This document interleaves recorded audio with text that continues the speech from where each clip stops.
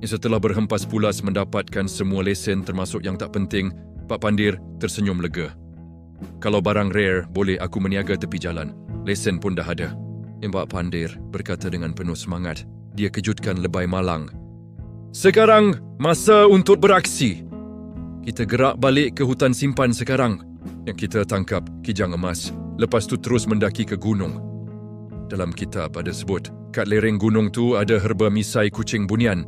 Namun, lebay malang yang sedang ditiup pendingin hawa hotel membulatkan matanya. Dia paling pantang dengar perkataan mendaki. Tiba-tiba, dia mendapat satu akal. Lebay malang melompat dari katil dan terus membuka beg pakaiannya dengan penuh drama.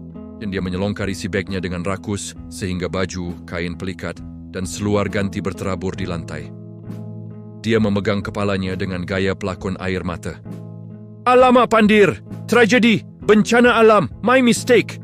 Teriak lebay malang dengan nada yang sangat berlebihan. Pak Pandir terkejut dan memegang dadanya. Kenapa, Lang? Lesen tercicir ke? Baju kau koyak? Dia kelihatan benar-benar risau. Bukan. Aku terlupa bawa kicap jalin. Ya Allah, macam mana boleh lupa ni? Kau tahulah kan Pandir, aku ni kalau masuk hutan tak ada kicap. Aku tak lalu makan! Kicap tu sumber tenaga, penuh karbohidrat padu untuk pendakian. Kalau tak ada kicap jalin, kita batalkan misi ini. Yang kita kena pusing balik pekan, cari kedai runcit. Kalau tak jumpa hari ni, esok jelah kita pergi hutan. Lebay malang cuba memujuk dengan alasan yang lemah. Pak Pandir mengecilkan matanya. Dia merenung lebay malang dari atas ke bawah. Lakonan lebay malang langsung tak lut di jiwa kentalnya. Pak Pandir berkata dengan nada mendatar, Sudah dah Lang. Tak payah kau nak berdolak dalih bersandiwara kat sini. Batal konon.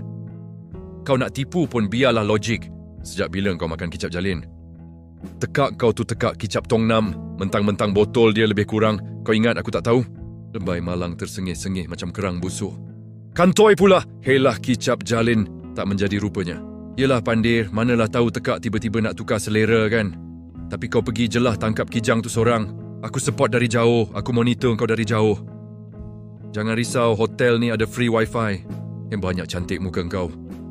Bos keluar berpanas masuk hutan. Kau pula lepak-lepak dalam bilik aircon layan wifi? Lebay malang mencebik. Yalah.